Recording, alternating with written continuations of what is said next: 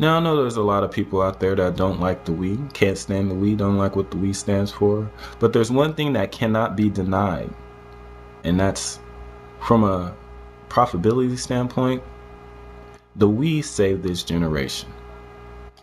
People like to bash the casual game, they like to bash the casual market, they like to bash lower budget games, but in reality, that is what kept the large majority of these publishers and development studios afloat this generation. Without the Wii, a lot of these companies would have went bankrupt. And there's already been a ton that have been bankrupt this generation. If you go on Kotaku, they have a list of all the development teams that went under from 2006 till now, and it's a huge list. But there's something that most of the teams on that list, most of the development houses on that list have in common. And it's that they didn't make any Wii games. Large majority of those teams that went under, that filed for bankruptcy, that got shut down, didn't bother to make any Wii games. Had many of those teams bothered to make games for the Wii, they may have still been in existence. In fact, there's actually several big publishers that without the Wii, they wouldn't even have been profitable this entire generation. You got companies like Ubisoft openly admitting that their HD titles were funded by profits made from Wii games. Some of these games, a lot of these games, actually most of these games being made for these HD systems, at least in the first few years of this generation, were not turning a profit. They were losing money. And they needed the profits they were making on their Wii games to keep them afloat.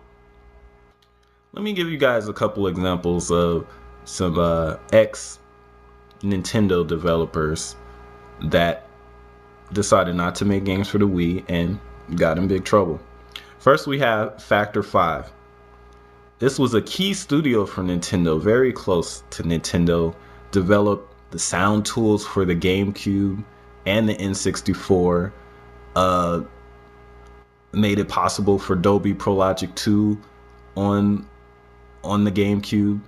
They're very close ties with Nintendo. But they didn't like the direction that Nintendo was going for the Wii, so they decided to make an epic, large-scale, ultimate graphics game for the PS3, which you guys all know as the fail, called Lair. Yeah, so after that game bombed, they're in big financial trouble. Silicon Knights, another key second-party developer for Nintendo, didn't like the way Nintendo was going with the Wii, decided to make Two Human trilogy. Yeah, trilogy. What happened there? Make the Two Human trilogy for the 360. It was supposed to be big, epic. Yeah, and it was an epic fail. We have Free Radical, another development house that had very close ties to Nintendo. A lot of the people at Free Radical used to work at Rare when Rare was owned by Nintendo and stuff like that. Now, they decided not to make a game for the Wii. They made Haze, which was a complete fail, and they got in financial trouble. But luckily for them, Crytek scooped them up before they could file for bankruptcy, so they got lucky. But all three of these studios had the ties, had the resources to make a game for the Wii, but decided not to. Many of these publishers would not have made any profit this generation if it wasn't for the Wii. Now, there's exceptions, of course, of games, developers that did make games for the Wii that were still successful, you know. But for the majority of developers, if they didn't make a Wii game, they weren't turning that much of a profit, if any. Let's take The Conduit on the Wii. Now, that game was developed in-house by High Voltage Software.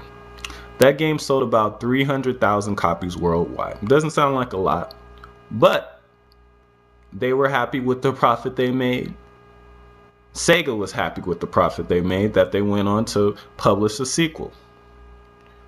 They made a lot of profit on selling 300,000 copies. Now then we have Epic. Epic released a game not too long ago, you may have heard of it, called Bulletstorm. Now that game was also developed in-house on Epic's engine, meaning they didn't have to license out, they didn't have to pay licensing fees for the engine because it was their own. Now, this game sold over 1 million copies, yet it didn't make any profit. None. It sold 1 million copies and didn't make a dime. You think that the PlayStation 3 and the 360 would have got price cut so fast if it wasn't for the Wii? Those systems got price cuts because of the Wii's performance. They wanted to drop the price on those systems that fast, that quickly? Really? Really? Now, the 360 started turning a profit on every 360 sold about 1.5 years, 2 years ago. But when you factor in the cost of fixing all those red rings of death that they're fixing for free, and weren't making any money. They are making profit now because of Kinect. And why does Kinect exist? Because of the Wii. No, they were just researching, developing that way before the Wii, and shut up. Just shut up. Shut up. The CEO of EA, you know, the one that used to be the CEO of Microsoft, in 2008, they hit him with the task of destroying the Wii. And that's where Kinect came from. The Kinect, it's funny because the developers of Kinect actually offered that to Nintendo first, and they turned it down. Probably reason being that while it's good technology, and it is good technology, it still doesn't work for the majority of games. Now we have rumors that the 720 is actually pretty much going to try to do a Wii-like approach. But see, the problem with that is that in order for something like the Wii to work, you have to have really good first-party software. And that's something Microsoft does not have, and apparently doesn't want to have or care about. If Microsoft is really trying to go for a Wii-like approach with the 720, they're going to be in trouble. Because what they're seeing right now, they're looking at the profitability that they're having from Kinect, and like, oh yeah, we're going to make the 720 with Kinect 2.0 in there, and we're going to have it relatively low end, a cheap price, and everybody's going to buy it. Yeah. See, you know what Microsoft doesn't understand is that right now, people buying Kinect and people enjoying Kinect, where they're at is where the Wii was at in its first year. It's what I like to call the motion control honeymoon period. Now, it's like the equivalent of the waggle period. When we first got the Wii and we were waggling and all that, that was fun at first. But anybody that plays the Wii a lot knows that the best part about the Wiimote isn't waggle, it's pointer controls. That's the best part about the Wiimote. Other than the Wii Motion Plus accessory that barely got used, pointer controls are the main selling point of the Wii. And once people with Kinect get out of that honeymoon period and get tired of jiggling around and all that stuff, Kinect's not going to sell anymore because it doesn't have enough variety in games to stay afloat. But we'll let Microsoft figure that out for themselves.